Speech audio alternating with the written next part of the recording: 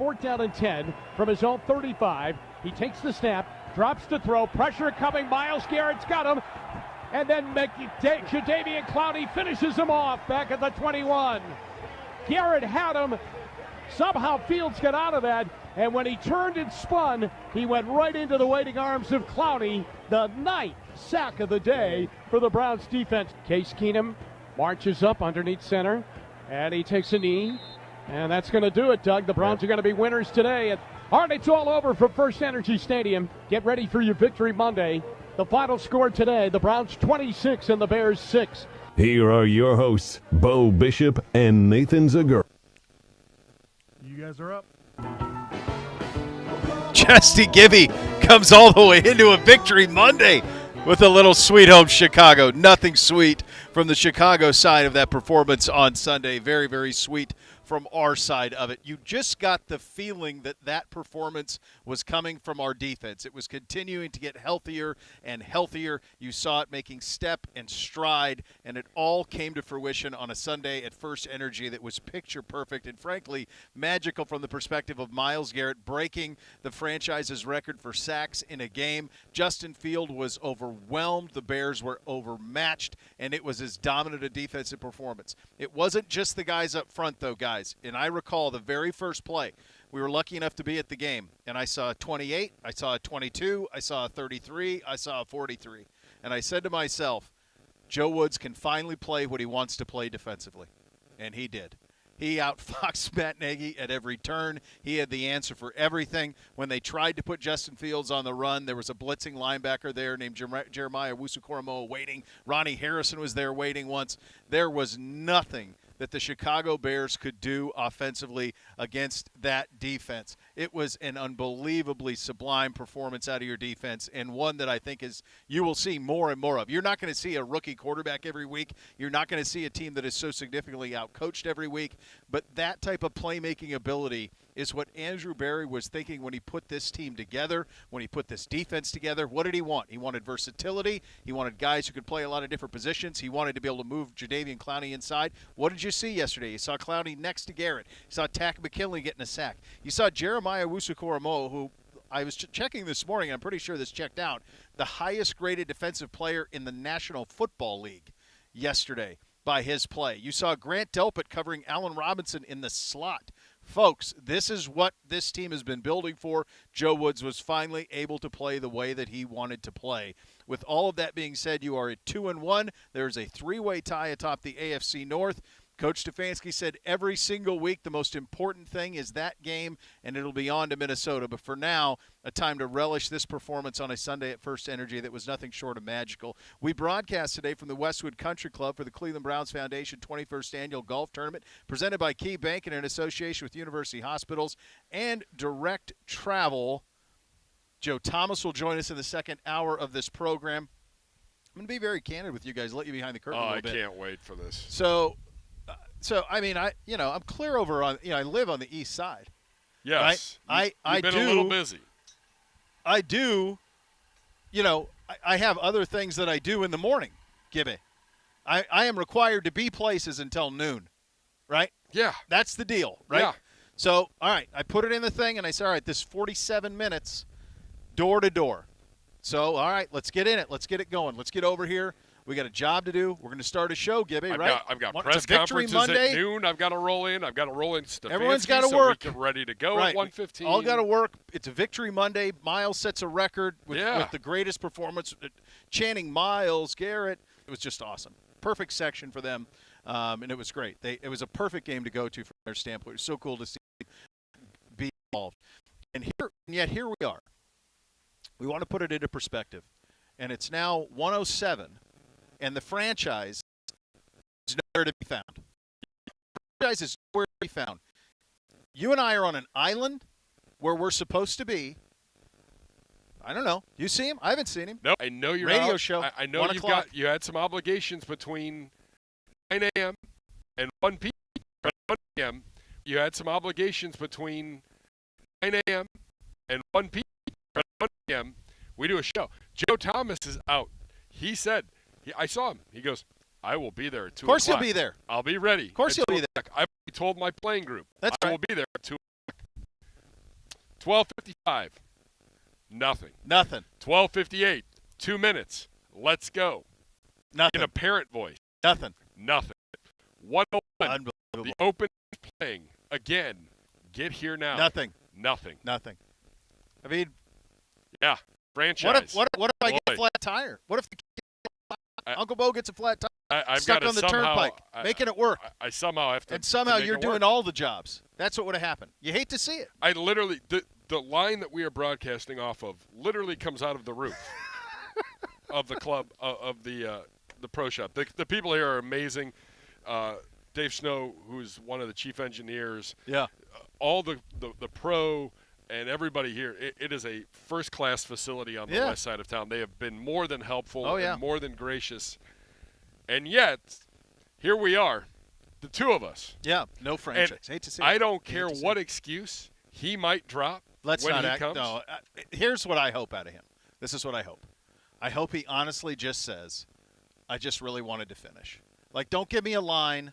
Oh, no. No nonsense. There's no I don't want to way. hear about excuses. Just say, look, we were on 18. By the way, you were never going to play a 4-hour round in fivesomes. That was impossible. At There's no chance. At 11:45, he tried to recreate the Cole shot. Didn't. Well, what hole is that out here? I don't know, but they were only 5 holes in at that point. Oh, jeez. So he's on 10. If anything, he might have gotten 9 holes in. Oh, yeah. There's no way. And for those who don't remember the Cole shot, we were broadcasting out here a couple of years ago. And again, I think he was playing in it, and you and I were lifting the franchise. Shocking. Doing the hard work. And the great Britton Cole, great friend of the program, a Hall of Famer. Windy day, much like today, although going right to left on the wind. He just cut it right in. Thing of beauty. You love to see it. You know who did drive it? Fontana. Did he really? Fontana's He's a celebrity stick, huh? today. Fontana put it on the back of the green Listen for how birdie. Listen how you said that. Fontana's a celebrity today. He's your boy, but that's the most backhanded compliment. I didn't get an invite. Did you get an invite? No. All right. We're doing a radio Just so show. we're clear. Yeah. I mean, come on. Again, we are in No. a working capacity. It is the day after a game. Punching clocks. It is a Victory Monday. It's a Victory Monday. That was as good a day on the shores of Lake Erie as you'll have. You mentioned that fall is a favorite season for you. It is. And yesterday was a prime example of fall Just in Northeast sensational. Ohio. Just sensational. The weather was unbelievable. When you think about the game and you think about the performance and you think about the last week, you think about the press conference Miles had on Friday, Gibby. You think about just the frustration of not being able to – it felt like it was brewing all week. It just felt like it was brewing all week. And you just had a hunch that he would have a game like that. Maybe not that, but you thought he would be very, very active around Justin Fields. That's why I did the over-under at 5.1. You felt like I remember you guys were questioning me, and I had to justify it. I go, look, rookie quarterback, that defensive line, Owusu-Koramoah coming back, like Delpit coming on. It's all starting to check out for this defense, and it all came together. I think it was so dominant up front. Justin Fields was swallowed whole. He was swallowed whole. He never had a chance. Didn't have a chance. Love him as a person. Love that he, in large part, single-handedly saved the Big Ten season last year when he was the face of saving Big Ten football, and that is not hyperbole. That's what he did. Appreciate all you did at Ohio State. Appreciate what he did at Ohio State. I love the gesture from Pumpkinhead's kids. Gus, good job out of you. That was great. It was malfeasance that what Matt Nagy did to him. Justin Fields in the position that he put Justin Fields in yesterday. The kid did not have a chance. Felt like he had the answers to the test from our defensive standpoint. Joe, a masterful game. That will be the headline. Is this defense? I said it off the top. When I saw who was out there to start the game, and you saw Grant Delpit covering Allen Robinson in the slot, you saw Ronnie and Delpit blitzing, you saw Owusu-Koramoah blitzing and then drop quickly, covering up those quick slot routes. You saw John Jackson doing all the things he did. That's the defense. That's what it was designed to be. That's what Joe Woods wanted. What he did last year is he made the best of the situation that he was in. To start this season, you weren't healthy. You're getting healthy now. The idea is you got 4 or 5 guys, and it'll be even more so when you get Andy Walker on the field. You got 4 or 5 guys who all from a physical standpoint all look about the same. They're all 6'1", 6'3", between 222 and 230. They all look the same. They have crazy numbers, 4, 28, 33, 22. Who's a linebacker? Who's a safety? You don't know who. So completely confused by it.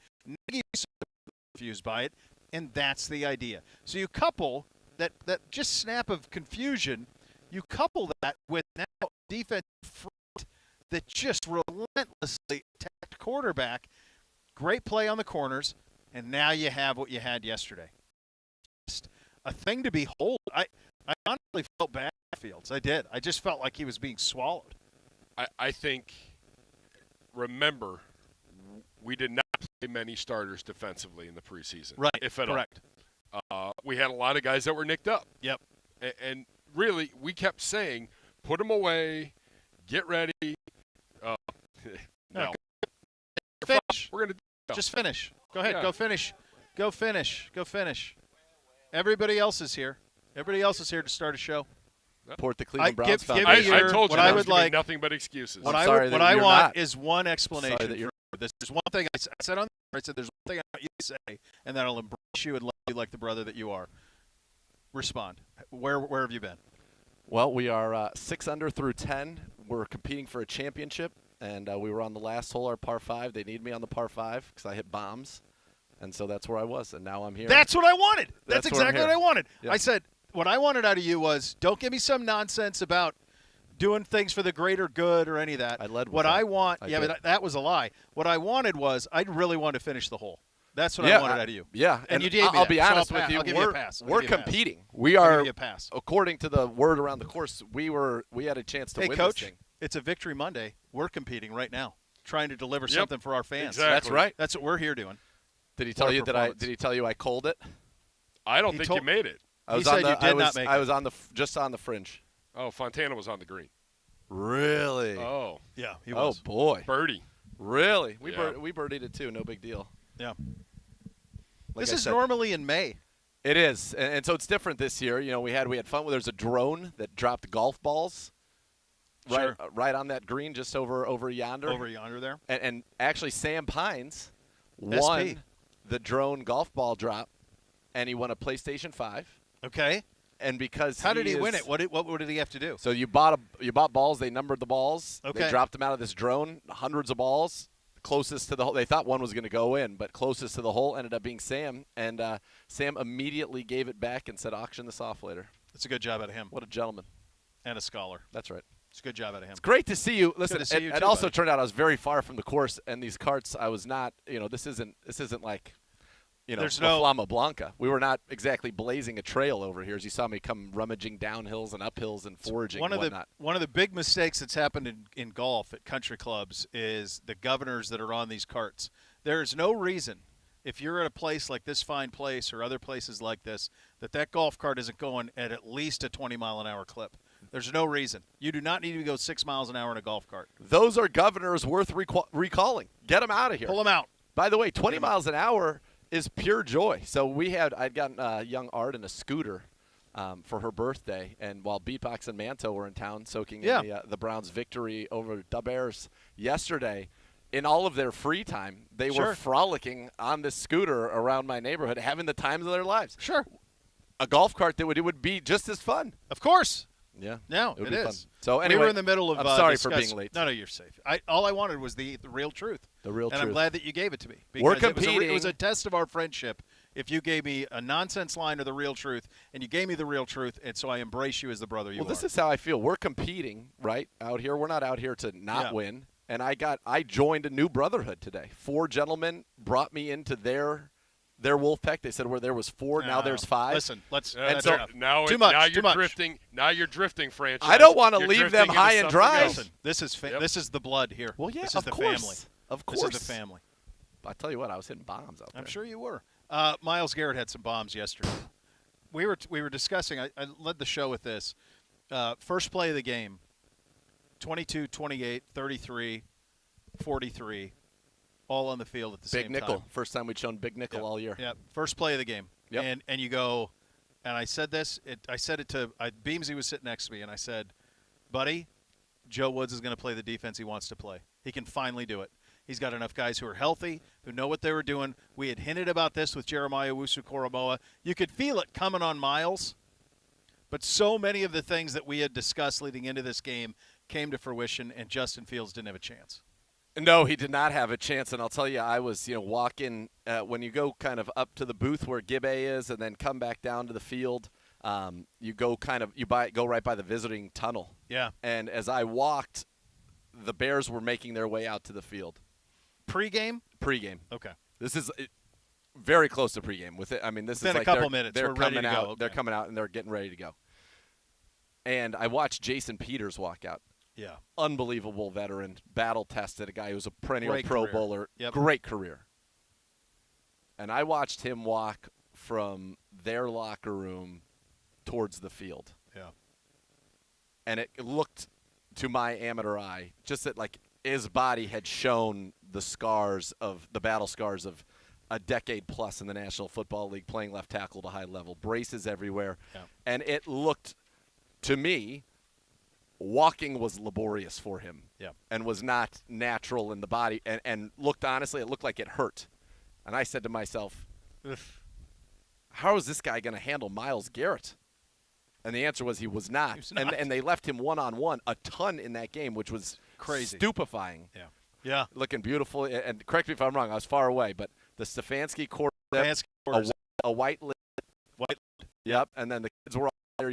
All had the jerseys. Going nuts. Was that Beamsy? Beamsy was losing his mind. He was in Jarvis? Yeah, he was in Jarvis. God, losing his mind. He was so good. He gave me a lot of juice down there on the sideline. It was a fun day, a fun atmosphere, a little sluggish. I mean, I remember looking up at one point and, it was 3-3, and we had like 180 yards of offense, and they had -3. And I'm like, how is this game tied? Well, that's why the drive right before half was Massive. so key. You had to get that 7 right before half. I mean, that was so critical to kind of just put that side to rest and to be able to cash your chips in a little bit for all of the currency you were throwing all over the table through the first half. I don't know.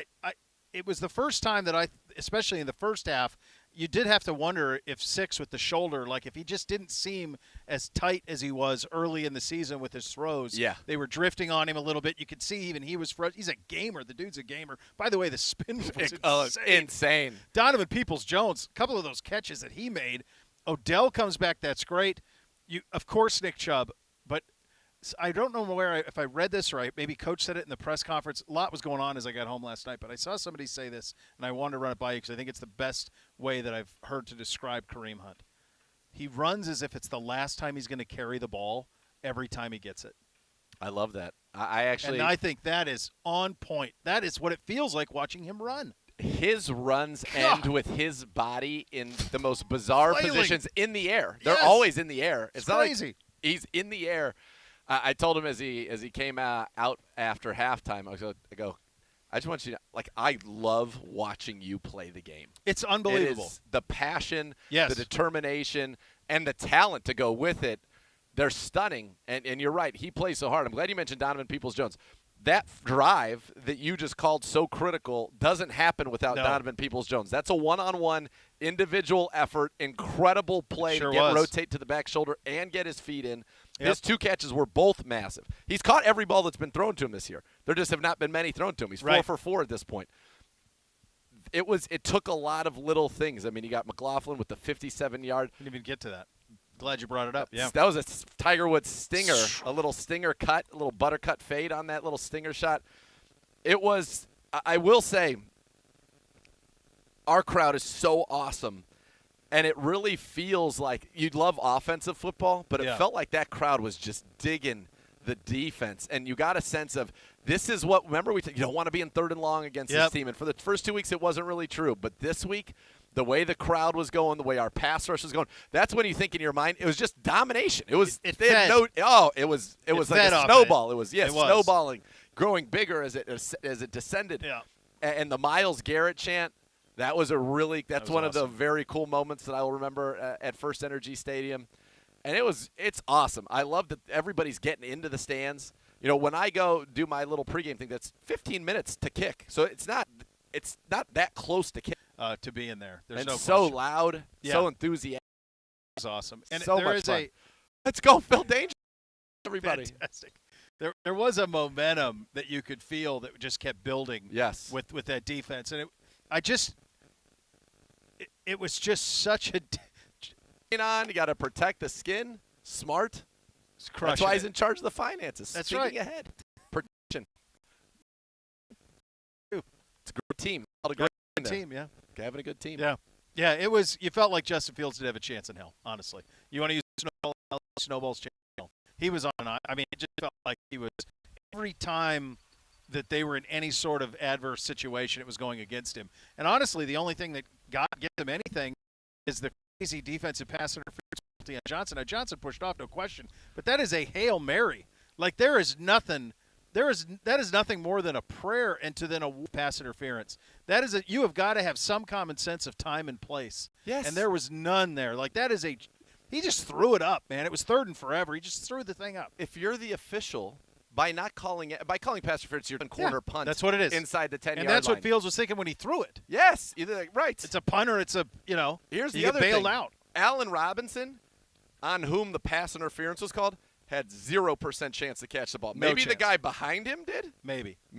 But not Allen Robinson. That ball was uncatchable for Allen Robinson. Yeah. So it shouldn't have even mattered. It was one of those things where they see the extend, and as soon as they saw it, he threw it. Here's the other thing. Was. I'm going to use this paper because it kind of looks like a football field. It does, yeah. It's a rectangle. The play would have occurred here for those who are not. Can they see us on the stream? For here, there was an official. I was standing right here. Yeah. There was an official between me and where the ball was caught, which is we're talking about.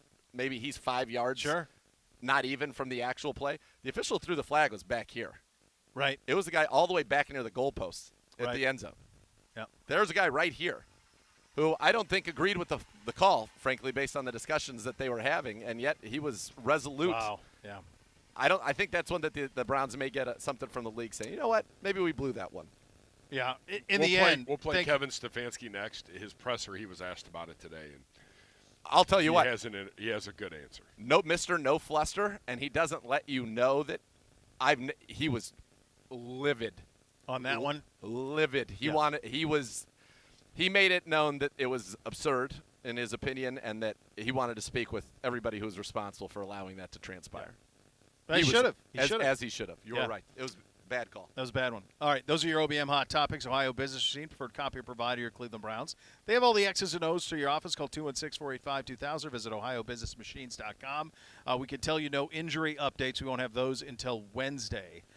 So we will not have those for you until Wednesday. I can also tell you that the Browns bundle is back at Buffalo Wild Wings for the 2021 season. Participating Ohio Buffalo Wild Wing location. During this season, the purchase of a Browns bundle, fans get a limited edition collection, Cleveland Browns glass. It's a $14.99 Browns bundle. It includes 6-piece wing, fries, and the Browns glass. The collection includes the 75th anniversary design, the throwback brownie, and the 1946 logo. And I would remind you that we're broadcasting at Westwood Country Club, the Cleveland Browns Foundation 21st Annual Golf Tournament presented by Key Private Bank in association with the University Hospitals and Direct Travel. You have so much more to get to, including you will hear from Coach Stefanski, you'll hear from Baker, you'll hear from Miles, Kareem, Joe Thomas in the second hour, off and running. Cleveland Browns Daily, 850 ESPN Cleveland.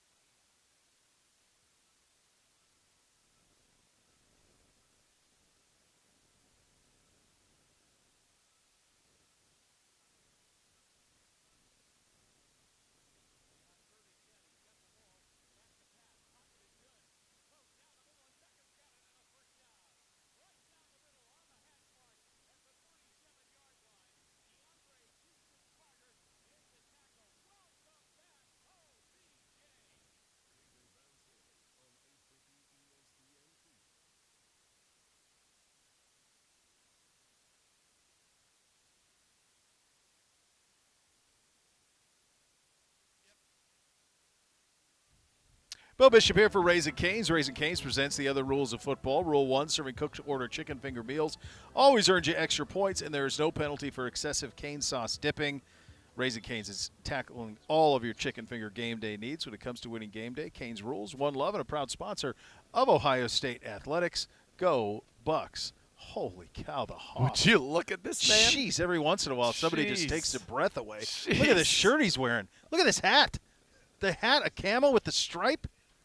Oh, my gosh. This is an incredible blessing early. Didn't expect it this early, and then the Hoff just strolls up.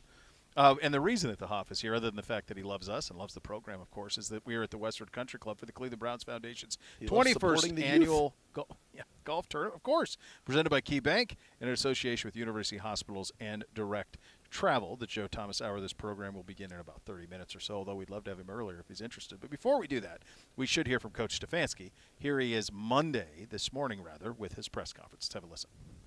Just following up. You guys are down 5 minutes. Obviously, great to get a team win in our building. I mentioned it yesterday, but the fans were excellent. Really, they made a big deal. They affected the game, and I really thought they did a great job.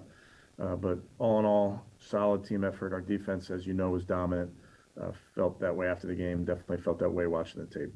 And with that, I'll take any questions. Hey, Coach. Obviously, it was a big defensive effort, but how big was that drive to close out the first half? It really seemed to turn the momentum around or get the offense jump started. Yeah, the defense obviously kept that game close because offensively we didn't start fast. We finished strong, but we didn't start fast. To be able to get those points at the end of the half was a big deal. I thought it was a nice 2-minute drive. I thought the guys were on point, executing at a high level. Jed, I know he was going in and out. Was he fighting the same ankle? Did it get rolled up again? Yeah, it was the same ankle. I think Nick maybe fell on him earlier in the game, but he battled through it. Yeah, Coach, what did you think of JOK's performance in his first start? He played about 50% of the defensive snaps. He seemed to be all over the field, but you watching on film, what did you see? Yeah, I thought he played fast. I really thought his ball disruption was really good. We didn't take the ball away yesterday, but we had a bunch of passes defended, and JOK in particular on some balls to the running backs that they were trying to pull in. He got his arm on the ball, so I thought he did a nice job there. Hey, Kevin, I think one of the plays that, we didn't get to ask you about yesterday was, their biggest play was the PI penalty. I just looking back at it, it looks like JJ3 just, it was like the lightest of brushes. What did you think of that call? What is your coaching point to JJ3, if anything? Yeah, it really doesn't matter what I think about the call. I would tell you, I thought it was a great catch on a deep ball. We're trying to take the ball away. So it's always going to be our mentality when that ball's in the air. It's ours. It was unfortunate. Obviously, anything you do with your hands, the officials are going to be looking at it. And if they think that you've created separation due to using your hands, I guess they're going to call it. But you didn't think he did? Doesn't matter what I think. Hey, Kevin, after Chase's big performance, can you just describe what he's meant to your team so far and how much confidence he's gained from the coaching staff since the season started? Yeah, Anthony, I've had a ton of confidence in him. That's because I see him do it at practice. He goes out there pregame, had a really good warm-up, so felt good about the length of that 57-yarder. And he's been very consistent, and that's what we're going to need from him moving forward. Hey, Kevin, I want to look a little bit ahead to Sunday's game. Obviously, you're returning back to Minnesota. Where are your emotions at as you make that first trip back to a place that you spend so much time at? Yeah, PJ, I obviously spent a long time there, have great friends there, but it's really going to be a great challenge for our team. I think it's a really good football team. We'll start getting to work on them this afternoon as coaches.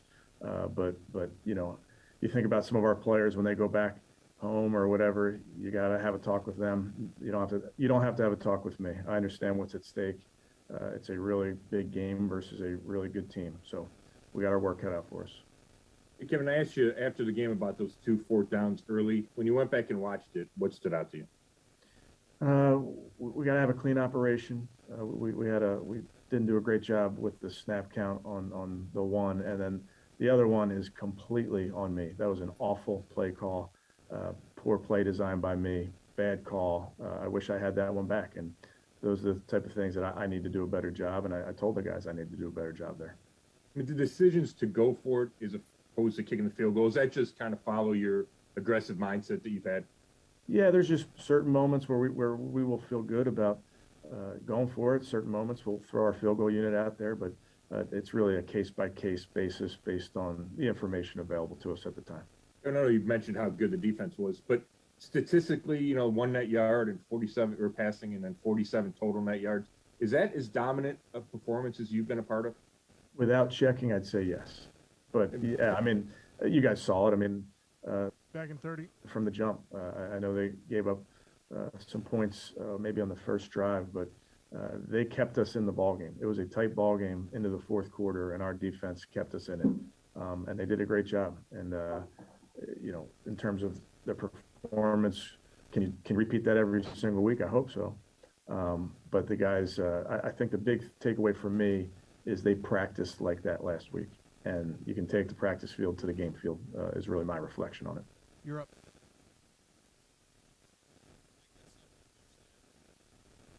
Availability. We can also, we're here out at the Cleveland Browns Foundation Golf Tournament here, and we can inform you that now we can put this on the tombstone, that one time a first ballot Hall of Famer went and was a sandwich runner. He got his sandwiches. Yeah. He got his sandwiches. He said, I'm the intern of CBD right now. He really? Oh. He comes home empty. The office coming back from the hole. There's no. He looks so forlorn. Oh my gosh. He looks distraught. Oh my God. Nothing. I wonder if it's still scones. That's what they had earlier. Scones. Scones. Coach, it's 1:40. Listen, Larry David loves a good scone. This is sandwich time. Of course, you have a scone in the morning with Mocha Joe, but Mocha you can't have a scone at 20 to 2. Sandwiches out there. He looks flummoxed. I mean, my flabbergasted, goodness. bamboozled. I mean, he just didn't see that coming. Befuddled. It's Pastries. scones still? And they're scones? Oh, my gosh. Bear claws and scones, but that's what they had at 9 o'clock in the morning. Boy, I think 2 o'clock there's got to be some sort of a transition. He needs to reshuffle. Hoff's right. Yeah, there needs to be some sort of a lunch meet. Did you see any food out there? Where you were? Hot dogs on 4 or 5. That's 35. Okay. Good, all good. Right. I did have a dog. I put one down. The bun was toasted nicely. Yeah. Okay. Okay. Okay. All right. All Very right. good. Very good. Well, yeah, Coach. Get the guy to. He's got to smooth the marble down. Take that right on off. Sad. That's all you got to do. Yeah. First ballot Hoff did not, in fact, fetch us sandwiches. Yeah. So we could. An attempt was on made. The tombstone. He tried. Yeah, we'll put an asterisk. No sandwich was delivered, but an attempt was made. An attempt was made. Yeah. That's true. That's absolutely true. What did you make? We spent a lot of time talking about the defense and everything that they were able to do. What did you make offensively of what you saw yesterday out of us at First Energy? I don't think it was our best. I don't think it was our sharpest. But I thought as the game went on, we imposed our will. And that's where you see Chubb end up with over 80 yards rushing. Kareem end up with 70-something yards. Yeah, for Chubb for a while, and it really felt like styles make the fights, as they say, and it felt like Kareem's style of running that hop cut and acceleration just seemed to work a little bit better against this Chicago Bears defense. But then as he started to wear them down, then Nick Chubb came in and finished it off. It wasn't our best offensive performance in a game like this, let's be honest, where we hold them to 1 yard of passing. Theodore!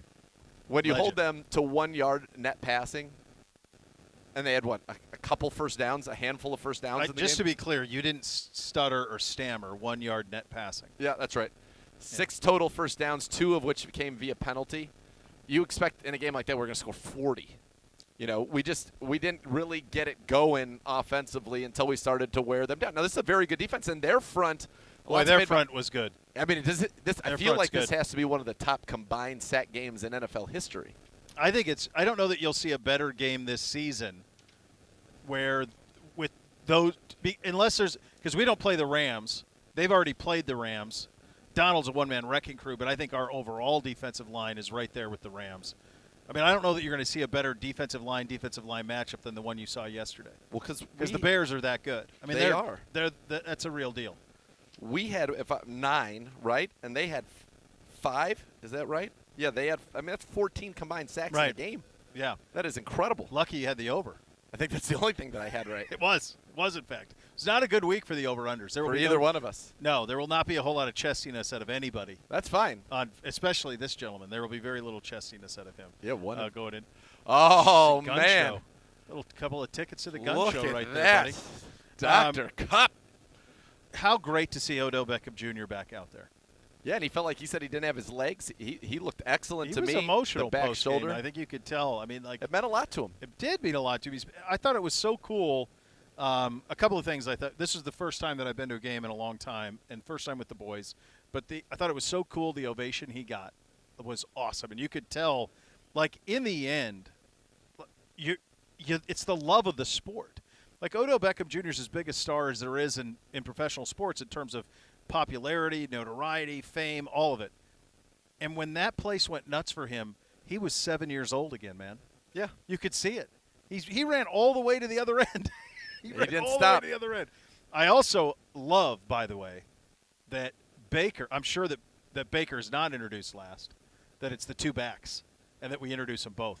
That's a good job out of us. I'm getting 6 has something to do with that. Yeah. Well, you called. I thought that Nick Chubb might be the last one out of the tunnel. I thought he would. You were right about that. I thought there'd be a good chance of that. And a great ovation for Nick Chubb as well. It was a fun pregame. Cool. It was fired up. And how about Odell in the Jarvis T-shirt for the whole pregame? Yep, really cool. And Jarvis was on the sideline. I got to talk with him, and he's how's he doing? He's doing well. Cannot wait to be back. He said it could have been a lot worse. So all things considered, I'm doing great, and they're holding it down for me. And he's invested. He's wearing the little earpiece like a coach. So's Anthony Walker Jr. They're totally dialed in. You see the interview he did with Chris Carter last week? On the podcast? Yeah. Yes. There was a clip that went viral of him talking to Carter of like, how do I continue to get better? And Chris says, look, go to them and tell them, coach me hard, ride me. And that fits exactly what Jarvis is all about. So Chad O'Shea told me the most impressive thing about Jarvis isn't his unbelievable ability to catch the football, his strong hands, his route running, his blocking, his relentlessness. None of those things. So the thing that's most impressive about Jarvis Landry is that as a 5-time Pro Bowler, all he does is ask questions and want to get better every single day, every practice rep, every session, every day. And he said that is what makes a guy like that, who already has unbelievable ability, and allows him to be great for as long as he has been great. Yeah, it certainly does. You'll hear from Baker. You're going to hear from Kareem, Miles. It's all coming up next. You're listening to Cleveland Browns Daily on 850 ESPN Cleveland.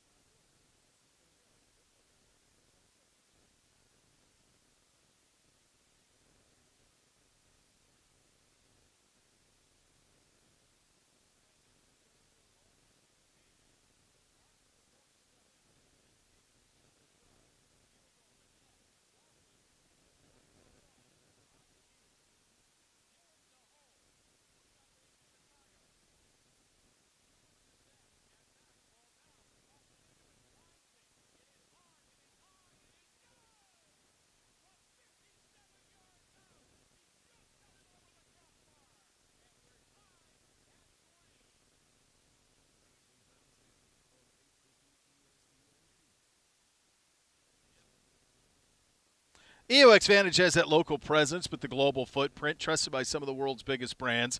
This is a testimonial from EOX Vantage client Tom Daugherty. He's the Senior Vice President of Specialty Programs at the NIP Group. He says, quote, I have a saying about working with EOX Vantage. If you dream it, they can build it.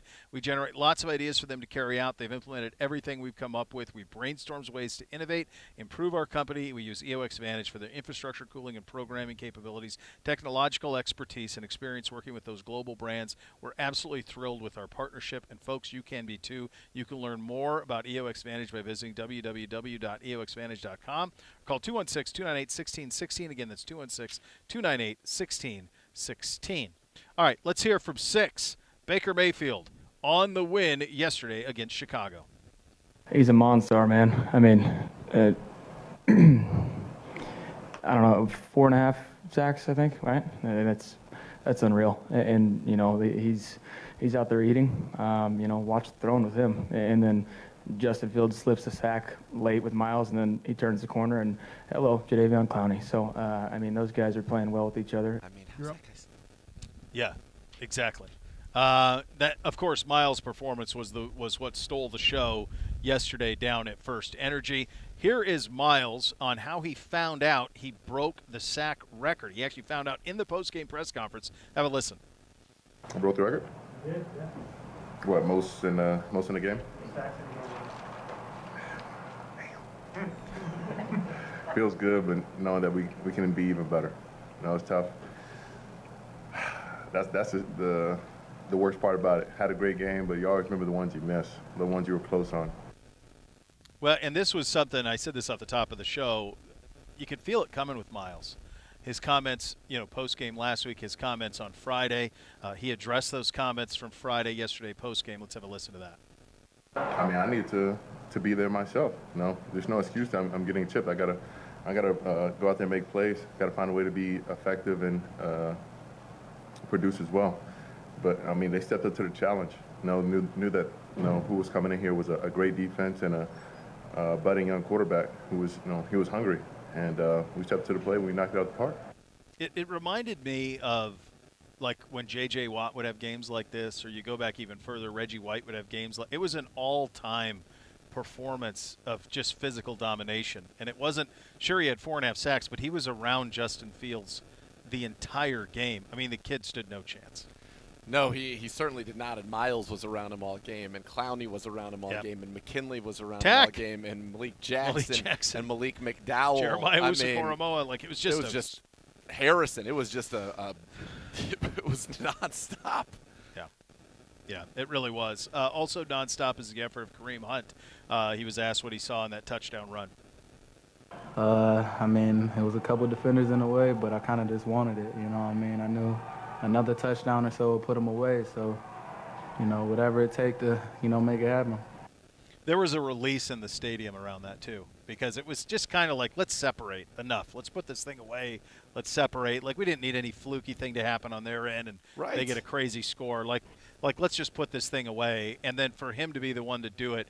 And you could just tell what it means to him, like a Cleveland kid, when he jumps in the stands. He's such an emotional leader. And I love that line. He runs every time he runs the ball. It's like it's the last time he's ever going to get to run it. That's what it looks like. What it feels like. He runs with such passion, but also such precision. And on that particular run, a guy got through unblocked. He had to make him miss in the backfield, and then he did the rest as he really just kind of put his foot in the ground, accelerated, and got into that end zone. And it was the will. And not only that, he did a great job because Vildor came up from behind and really tried to punch that out. Yep. And he had it high and tight and did not allow that to happen. You just feel like if he were given a workload like that every single week, this is what he would do every single week. And what a luxury it is that we have the two of them so that in games 17, 18, 19, 20, they're going to be fresher than any counterpart of theirs, a Dalvin Cook, a Kamara, a Derrick Henry would be, who is doing it all themselves each and every week. You and I started talking about this a couple of years ago, and I think it's been proven out. In modern football, there's not been a better duo than those two. Nope. There just hasn't been. There's not a combination of two guys in their prime who are both lead backs. There's been certainly certain instances. You think about D'Angelo Williams, Jonathan Stewart, and I don't think either one of those guys are to these guys' level. No. But that's a Thunder Lightning situation. These are A's. We have two A backs. Two totally complete. Three down feature backs. Yeah. Who I think are both in the top 5 in the league. And if either one had it to themselves, would lead the league in rushing. And Kareem would have a chance to lead the league in total yardage. Here's the other thing about the other two things about those two guys too. They're almost always available. Kareem always plays. Like he's there all the time. So it's which is amazing. It's incredible. You would think he kind of would, the way that he runs with, not reckless abandon, but just absolute passion and a desire that he's going to take some. I just think he delivers a lot of punishment. Oh, he delivers as much as he takes back. Yeah, and I agree. I thought it was a great adjustment, by the way, by Stefanski to incorporate so many screens. Yep. As the game went on, because those all ended up being big plays to Kareem. Big plays.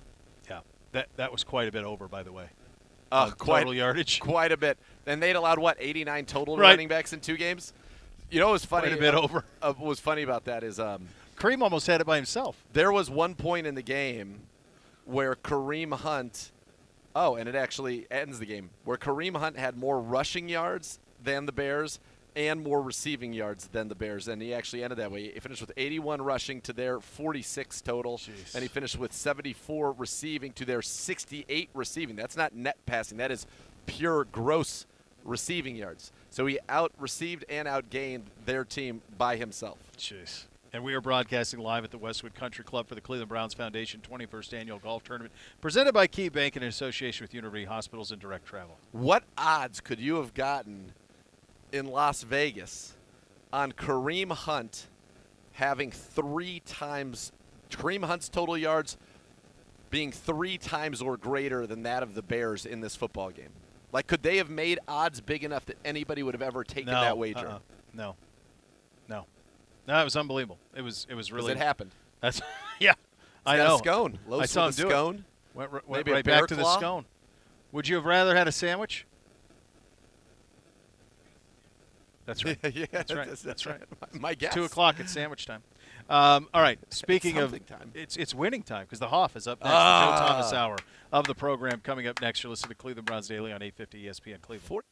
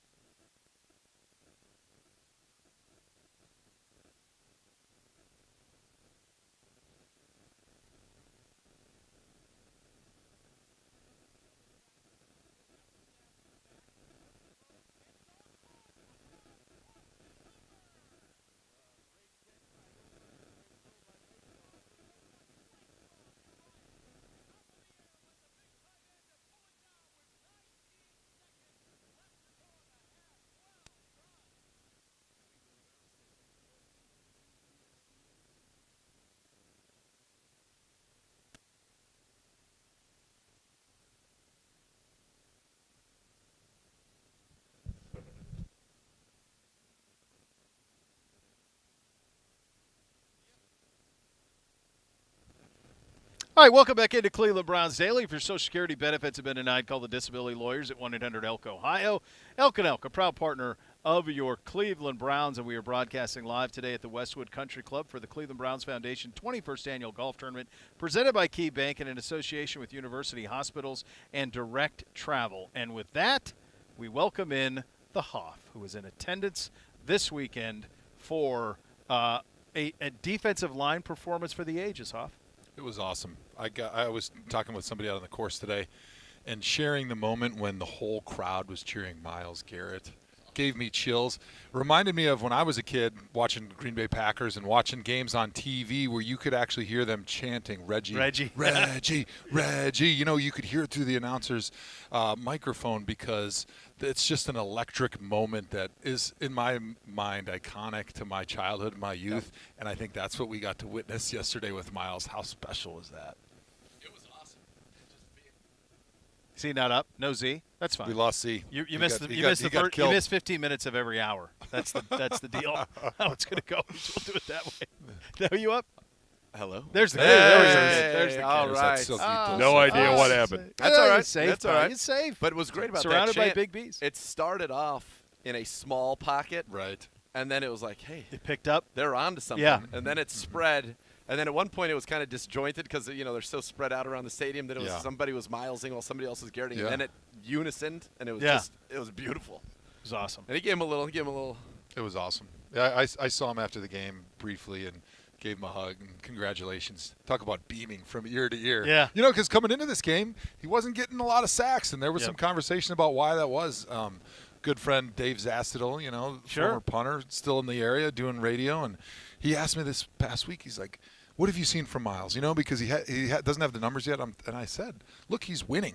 Like it's not like he's not winning his reps. Yeah. It's just with sacks, it's not a consistent stat because if you win your one-on-one battle, that's really what, as a player, you look at. But then to get the sack, the quarterback has to hold onto the ball. There has to be enough coverage. He also has to not be able to escape the pocket. And so when you're going against guys like Mahomes early in the season, you could win your rep almost every time. But if he's delivering the ball on time, like a Brady or one of those guys, you're not going to get those numbers. And I said, Z, it's cool, man. Sacks come in bunches. And I was looking at what the Browns had coming up. When you have young quarterbacks that are indecisive, they don't know where the ball is supposed to go, a lot of times instead of just throwing it away, they eat it. And then that's when you get those big sack numbers. And then by the end of the year, you know, you pick up 1 and 2 here and there in close games. But it's those big games where they come in bunches that allow you to get to that 15, 16, 17 sack total by the end of the season. So I didn't think I would be Nostradamus or Jostradamus. That's right, 5 days after that text message, but I was proven quickly by Justin Fields and that shabby offensive line by the Chicago Bears and the greatness of the Browns defensive line. I mean, Myles it feels like he can get around the edge every single time. Yes, the dip and it feels like he gets it. And every in time. this game, he got the complimentary push from the Maliks that didn't allow that step-up escape. And Justin Fields is a young quarterback. I think sometimes they think they can just Mahomes and just drift. Yeah, you can't drift against Myles Garrett. There were a couple times tried to drift away from him, and Myles just covers that ground, swallowed him right up. And so it was kind of a perfect, you know, confluence of events. But when you play those guys, that's where sometimes the only way to get to him quick enough is to win inside. Yeah. And, you know, you and I have talked about it. You know, we know he's got the dip. We know he's got the bull rush. And I think he's pretty unstoppable now. When he adds or evolves into, you know, getting that spin as well off of that, and he can get that inside win quickly, I mean, I don't know how anybody's going to block him. Well, Joe, and also, like, at some point, if you're Matt Nagy, don't you have to protect the franchise? Well, I think what they tried to start doing in the second half was you saw more RPOs. You saw more of those things that maybe he was thinking, okay, Justin will be comfortable with this, and it's much more clear for him, okay, he's either there or he's not there, and then I can take off. But at that point, it was too late. It was too late. And really, their offensive line is not good. Obviously, we saw that. And so, as a coach, you're sitting back there going, what am I supposed to call? Like, I want to give him help and protection, but I obviously can't do that because then I have fewer guys going down the field. And even when I do help, they're getting home and sacking the quarterback. Like, how many times were we watching running backs and tight ends in the backfield trying to chip, and they're still getting home and sacking the quarterback? And it just felt like it was a jailbreak. I mean, it was a jailbreak. It was everybody. That's a good way. And then just from an offensive lineman's perspective, being involved in those times where the quarterback's not getting the ball out, he's not comfortable reading the defense, he doesn't know exactly where the ball should go, and then you lose confidence in what you're supposed to be doing because you feel like instead of blocking for that spot, you know where the quarterback is supposed to be, you know what his progressions are going to be, you know when the ball is coming out. It's like, I got to block everything. There's nothing I can try to take away anymore and give him something else because the quarterback could be anywhere at any time during the play. Yeah, it was just so – and I wanted – the other thing that I thought was really important in this game, and we talked about it off the top off, Joe Woods had his full complement in the back end too. Mm-hmm. So not only did you have this incredible push, an offensive line that was clearly overwhelmed, a rookie quarterback, but you had Jeremiah Owusu-Koramoah running around like a it was awesome. Like a star. You saw Grant Delpit covering Allen Robinson in the slot. You saw Ronnie playing kind of linebacker, blitzing. I mean, it seemed like even when they would run a play action, we would have a guy waiting. As soon as Justin would turn, yeah, right there. Right there. Yeah, it was a great game everything plan. You wanted. It was exactly what you envision when you're thinking about, all right, what do we want the Browns defense to look like? And I'm sure Joe Woods, when he was putting together the game plan and after reviewing the game film when it was over, felt really good about that performance because it was a group performance. Yes, the defensive line should get a lot of kudos. They had an amazing game. But it was a full 11 on that defense that played complementary football that was just so good to see. And I'll mention one more thing.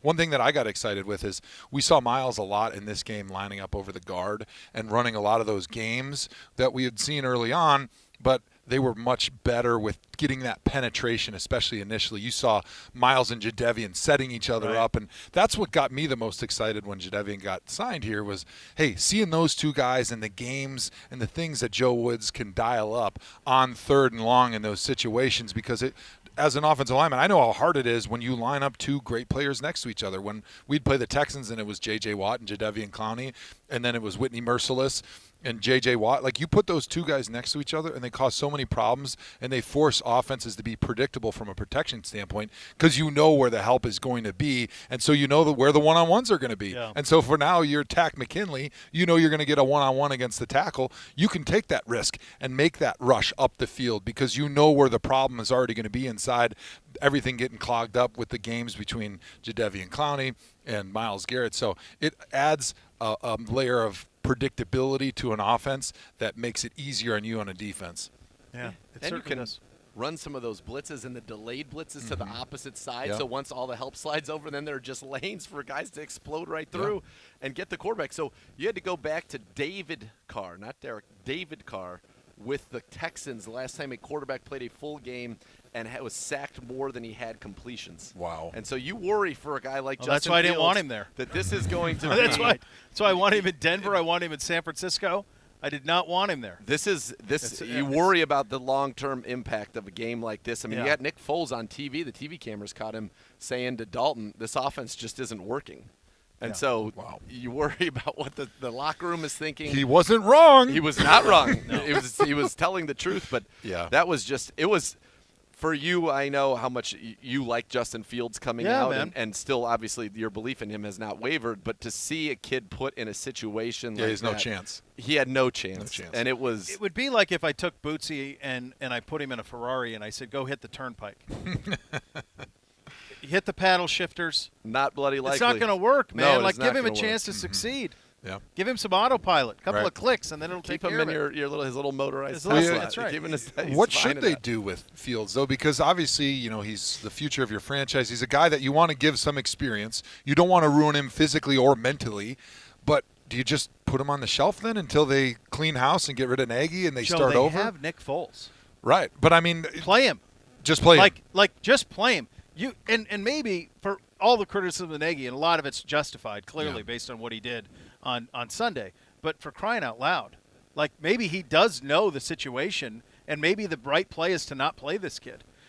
We talked about this early in the preseason. I think one of the biggest accomplishments of Baker Mayfield was surviving amidst the early chaos in the coaching staff, and then being in a position to thrive. It takes a lot of mental fortitude to handle the chaos that Baker was dealt early. This kid, I don't know if he's got – Baker was a 5-year college guy. Right? This kid it's 2 years playing, and 1 year he played 6 games, and he's thrown into this? Yeah. I got the sense, pregame is, we all know a lot of people around the NFL now from some time with the Browns, but that they think that he is a great kid. They think that he is going to be a great quarterback, but that I don't think he has seen enough or conceptually understands enough of what you are going to deal with in the National Football League, play in and play out, to be out there. I felt that they felt a great deal of trepidation going into this game, much more so than I would have thought. I thought they would be like, all right, now we get this kid in here. Yeah. Let's see what we can do. And it was more like. Well, I think if they're going to run the Nagy offense, just play Foles. But unless you're going to give Justin Fields an offense that he's comfortable with and doing a lot of the things that he did in college, it's not fair to put him out there because he's not ready. But Nagy's thinking my opportunity to save my job if I show progress with this kid. So therefore, the decision to go to Foles needs to come from somebody above the coaching and general manager level. It needs to come from ownership and say, hey, look, this is our guy in the future. I'm sorry, but he can't play right now because we don't want him to get ruined for the next guy. Now, maybe you're going to say it a little bit more delicately when you walk into Matt Nagy's office, but essentially that has to be the message because he's too valuable of a person, quarterback, resource, future of your franchise to just roll him out there and to let him get murdered every week. I thought Joe Woods made a good adjustment in this one. It felt like we were tighter.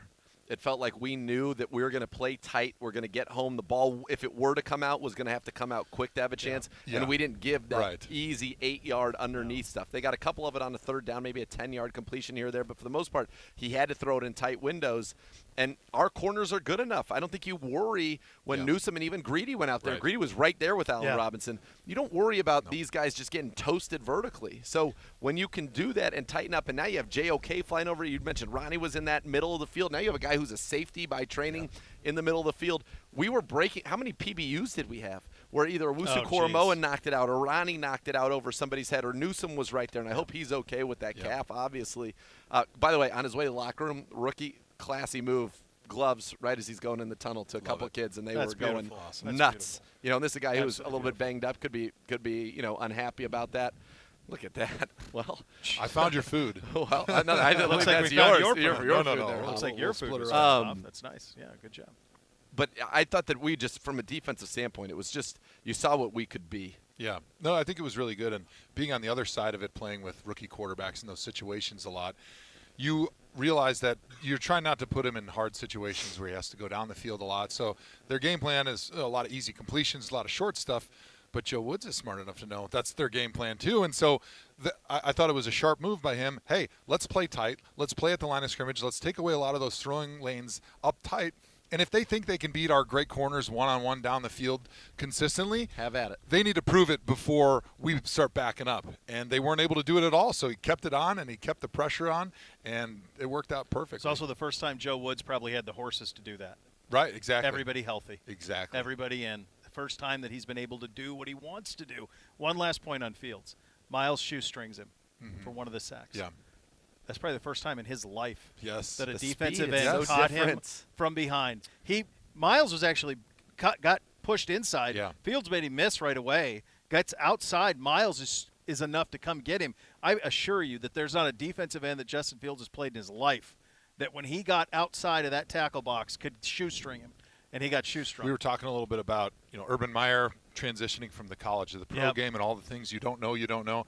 I'll never forget one of those memories that's burned in my brain is it was Johnny Manziel's one of his first starts or maybe his first start against the Bengals. And we're running an RPO. Frosty Rucker is the defensive end. He's not real fast, but he's not real slow either. And I remember Johnny, he pulled the ball, which was the right decision because the defensive end had turned his shoulders and started running down the line. And Johnny turns to the sideline, and sure, in his mind, he was gone. And this dude put the brakes on, turned, and tackled him behind the line of scrimmage. And it was at that moment I knew in Johnny's head he was thinking, man, this ain't college anymore. They're all fast. They're all fast, man. I was literally going to make the transition to Johnny because in the SEC he's running all around Texas A&M, and then you got to the NFL. I remember the play he got hurt on in Carolina was a quarterback sweep. It had no chance of working. Right. The speed is so much different, and that's something that the rookies, where he feels like he can just drift and make some space. It's so much different.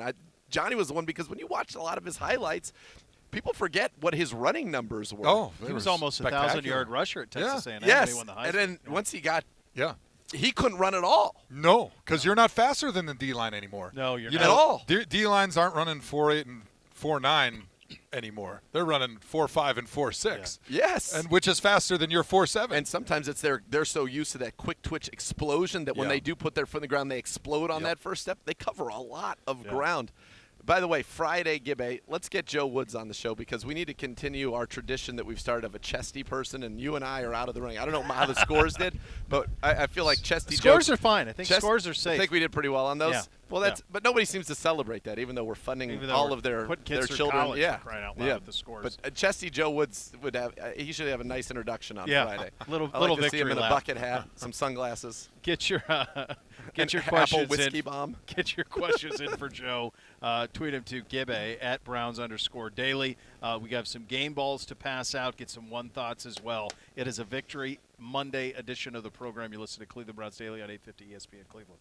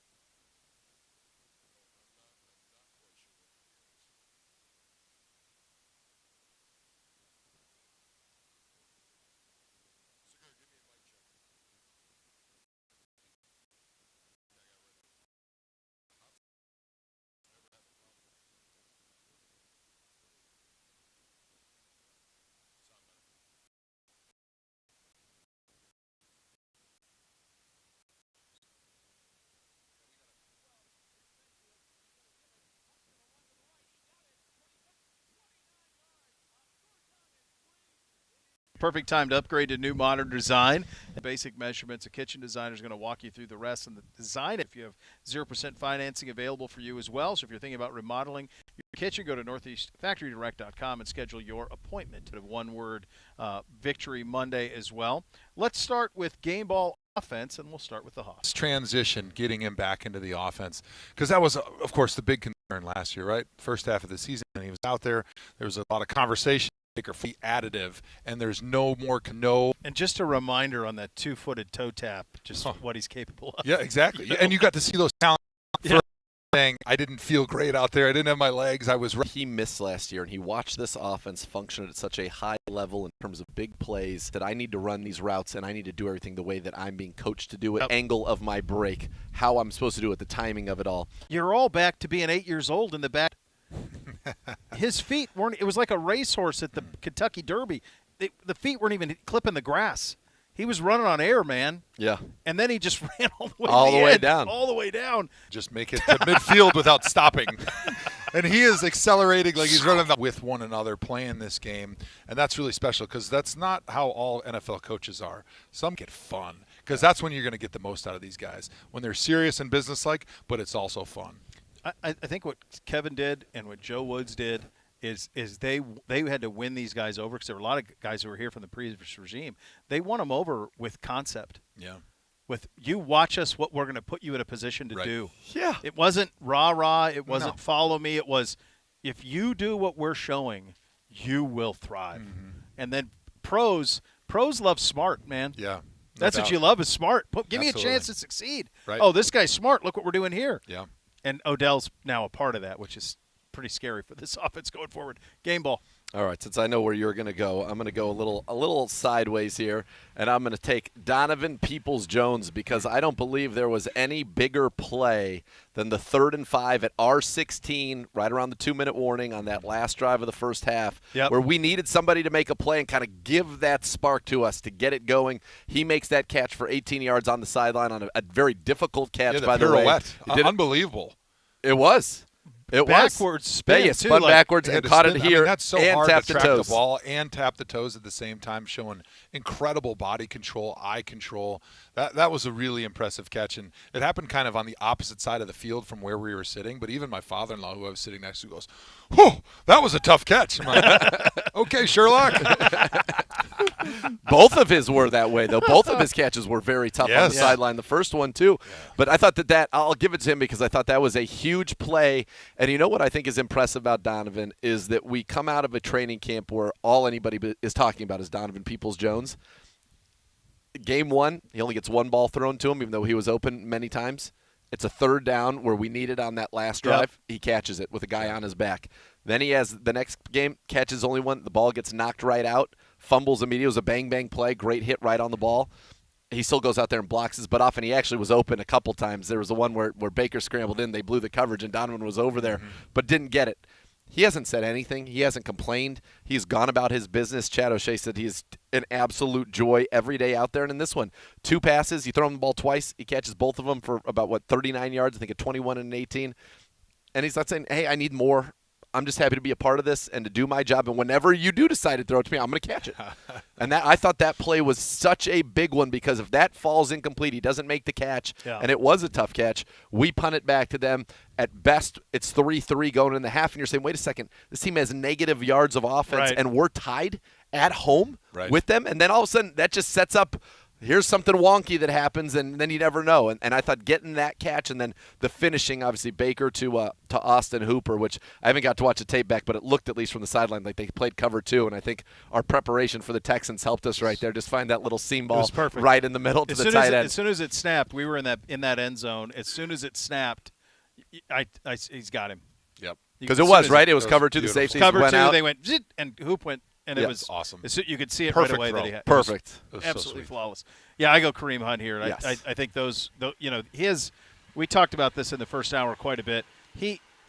It's almost as if he were on another team, he could lead the NFL in rushing. Oh, yes. That's right. He did that. He did. He's already done that. There has been no team in the history of the NFL that's had 2 guys this young, this good at the same time. The fact that we have them both is staggering, and I can't imagine playing defense against us and going, oh gosh, Kareem's got to be wearing out. And then, how about Nick Chubb? Do you want to die to that? Can I interest you in that? And then that offensive line, you add that to it. That's why, and well, I know we're going around the league in a bit. It's why, I mean, like when we start the show, we picked the Browns to win the Super Bowl this year, and that's not just homerism. We can beat you a lot of different ways. There aren't a lot of teams in this league that can do it the way that we do. We can do it both ways. And just, I would figure out who said that because it may have been coach. It just resonates with me. That's how he runs. Have you ever seen anybody whose runs end with his body in position flying through the air? Just fall forward, always in the air. Legs are moving. Legs are erect. I mean, it's just crazy. Everything's a pinwheel. Yeah. It's great.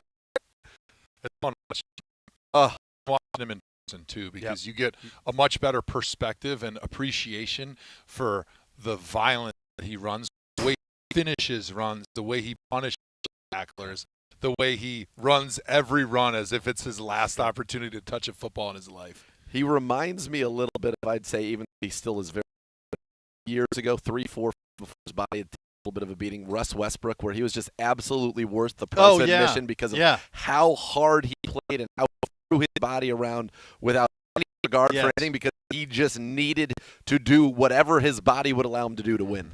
Kareem seeks contact at the end of runs. Oh, yeah. He's old school. You see guys built like anymore. You know what surprisingly also does is Felton. Felton is not afraid does, at I the know. end of a run Right. to lower. Yeah. Do we get a game? Do we have a special teams game ball? Let's give We have a for the wild third card, phase? but we do have a defensive game ball. Who are you giving it to, Hoff? Oh, that's right. I mean, I guess I'll say Miles. I think we it's don't have to belabor the Miles Garrett greatness from last weekend, but being there in that stadium when they were chanting his name, that's one of my favorite Browns memories of all time now, and it's exciting that now the dam is. I can't wait to see what he does next week. What's the follow-up? It's going to be so much fun now that he's that it takes to be one of these fearsome defensive lines that every quarterback that walks into the stadium is afraid, and offensive line can't let that be over because they don't want to see you guys ever again. If you're going to win Defensive Player of the Year, you got to have a day like yesterday. Yeah, a couple bunches. Yeah, got to have one. So he got one of those early. My hunch will have more. Who else you like defensively? I'm going to give it to JOK. 4 tackles, half of a sack, a tackle for a loss, a quarterback hit, 2 passes defensed, and I'm pretty sure this had to be his biggest count of the season by a fairly wide margin because he was at 25 week 1, 18 week 2. I'm trying to go through here and I don't think it's in that one after the game. Okay, but he played. It felt like the vast majority of the game, and he was everywhere, and he made it. That's where you start. Okay, we found Malik McDowell out of thin air. Draft Newsome, who looks like a seasoned pro at corner, and we hope that he doesn't miss much time with this. JOK is flying around. Great. He looks very much like the early round pick that he was. You say we've got a lot of just horses, and that's one who easily gets the game ball in this one. I think he had 5 quarterback hits, 2 sacks of his own right. But it's. I always thought this defense was going to be fun, and for the first 2 weeks it was kind of frustrating because you're like, wait a second, this is supposed to be a super fun defense. You're like, okay, against the Chiefs, who's fun? What defense has a lot of fun against the Chiefs? Right. But week 2, I kind of thought we would see, maybe not to this extent. Nobody's going to say, oh, yeah, we're going to run another 9 sacks, but 1 yard of net passing. But you thought against the Texans we were going to be that dominant team, and it's just I don't recall the last time where I felt like we had a performance on defense. Certainly not this dominating, but like approaching this kind of domination and fun. But I think what you have to remember is, and remember even in the Texans game, Delpit, it's the play right before half, and then it's the second half.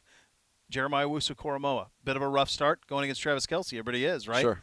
Couple of weeks. Get your head right. Now look at him. Highest graded defensive player in football yesterday. Yeah, it was by like PFF. 93 right? Or whatever. Yeah. And so now we can do what we want to do. Now we can do. I think last week was so huge for this defense because it allowed Joe Woods to say, okay, I can trust Grant Delpit. He can play. So he was all over the field yesterday. And Jeremiah Owusu-Koramoah, okay, I can trust him. So now I can do what I want to do on the outside. Now we can do what we want to do up front. Joe mentioned the stunning and the twisting that was going on up front with Miles and Jadeveon. Yeah, it wasn't fair. That's not. I think JOK, it was fun watching him in person, and I would love to hear from his mouth, but it seemed like the game has slowed down. And it looked like he took a big step in that direction in this game. And maybe it's just because this was my first game watching him in person, but it seems like his reaction to seeing what's happening and responding, it picked it up a notch. Like the time where the running back went and blocked away and he triggered on the blitz, it looked like he hit the Jets immediately. Yep. Whereas the first couple weeks of the season, there was a little bit more of a hesitation there. But for him to have everything kind of slow down where he feels like now my brain is playing at NFL level speed is such an advantage for this defense because he is such a big part of everything that Joe Woods wants to do out there, especially when they start playing more of these high-powered offenses that have those running backs, those tight ends that are speedsters, that we're going to need to have a lot of speed in the middle of our field, in the middle of our defense. Listen, the next 2 weeks, Minnesota and the Chargers, those are tough offenses. Those are very, very difficult offenses. Both looked good yesterday. They took it to the Seahawks. I mean, they're down 17-7 and reeled off 23 unanswered against Russ. The Chiefs one's a little more interesting than Mahomes. They turned over 3 times in the first half.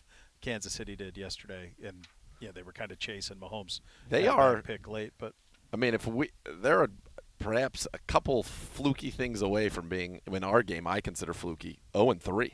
Well, you could say the same thing about Baltimore. I don't want to talk about that. 4th and 19? How is a guy wide open on 4th and 19? Like how? What are we doing? They had 2 linebackers. When I watched that playback, they had 2 linebackers who were about 8 yards downfield covering nobody. My guess is they were responsible for Lamar trying to run 19 yards.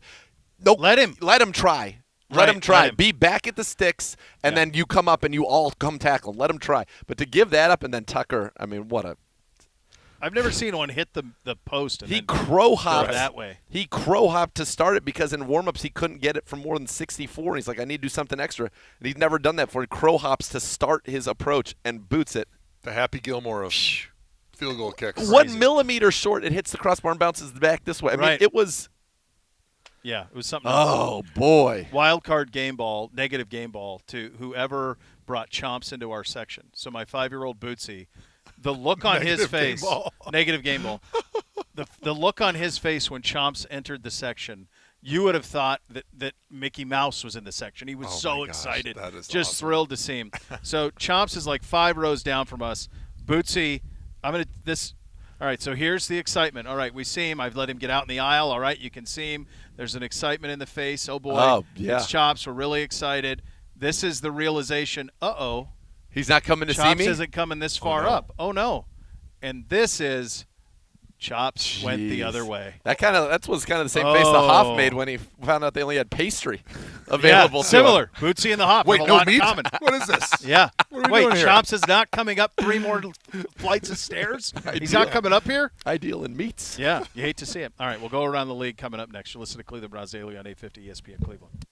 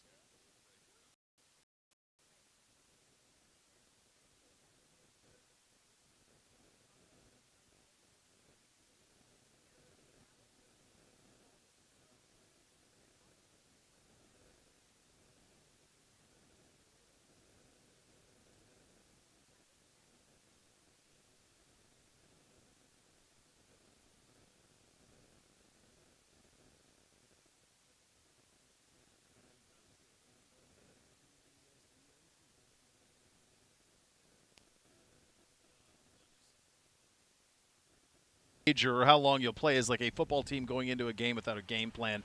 It's probably end up in always set limits before you bet. You get more tips at keepio.com. We mentioned the Ravens, Pittsburgh, and Roethlisberger. My goodness, the man is cooked. He's cooked. It happened so fast. You think about Drew Brees even, but Drew Brees could still well, at least he figured out the old check down, my friend. He did. If you're in a PPR, Najee did quite well. 14 catches? 14 catches, yeah. For 100 yards? Oh, yeah, yeah. By the way, Jamar Chase, 4 touchdowns. Turns out he can separate. That matters. Yeah, you'll figure out how to catch it. You've been doing it your whole life. Yeah, you'll sort that out. How about Big Ben? 5 of 19 for 96 yards and an interception on passes of more than 10 air yards. 10. Well, I didn't say 10. 20. Not 20. 10. Not 20. And you just said 5 of 19. 5 of 13 for 96 5 yards. of 13. Yeah. So that means, didn't he throw 58 passes? So Yes. 45 of them Yes. were 9 yards or fewer in the air. I think his average depth of target for the day was 5 yards. I mean, some of their offensive line is in shambles. Terrible. But he is mess. And they lost Deontay Johnson, who's their other good player. Know that, Shai, we are currently not the number one choice to win, even as we stand right now. Baltimore's favorite ahead of us to win. Can't wrap my mind around having watched 3 weeks. 8 games yesterday afternoon. I believe we had Stafford offensively, and then Deshaun. How old? I mean, what is he? 52. And he's still the fastest guy in the league. He can still hit the Jets. You might be able to just stop there. He might be the best period, but I'm saying he's not absurd. He catches everything. He's sneaky fast. He's a stud. Nobody. When you think of you're right. The stud, Cooper Cooper Kupp's name doesn't come up. No. Should. Yeah. Should. He does it every week. Yeah. And Stafford is having. They don't even. They can't even run the Can't ball. run it. They didn't care. Doesn't they matter. Care. They just smoked the Patriots. Well, think about it though. They've got Higbee, Kupp, Woods, Jefferson, Jackson. Frankly, Woods hasn't done a whole lot. No, I'm sure he will at some point. But I mean, right now they haven't needed to. And then the late game, Aaron Rodgers went yards and sets. Yes. With the timeouts. My dad's not pleased. I bet not. My father was not pleased at all about that one. What a way to lose 37 seconds, 2 completely wide open receivers, and then followed with a word that I can't share. Well, they just protect. So what they do is everybody protects the sideline. But Green Bay's a pro team, right? The pro quarterback, and so he just throws it in the middle, spikes it, does it again, spikes it, kicks a field goal, 51-yarder. See you next week. Easy. Too easy. Too easy. But he's one of those guys, and I think when people talk about the guys that you say are the truly elite quarterbacks, who didn't expect that? They were going to get a field goal. Whether Crosby made it or not, that part you weren't as sure about. But I was pretty sure they were going to get a field goal. They're going to get a attempt. shot. Yeah. With 30 seconds and no timeout. Joe, what is the temperature in your fine home state on him and them and all of that? After week 1, there was a lot of panic. The panic button was being pressed. It was being discussed that this was an intentional sabotage job by him. Seriously, that discussed. He came back. Like, people were really convinced. Wondering. Yes, the conspiracy theorists were convinced that Aaron Rodgers came back merely to tank Titanic, LaFleur. tank Matt LaFleur and the organization.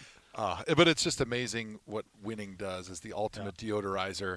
And you go and you win a game like that. Now people couldn't be happier about Aaron Rodgers.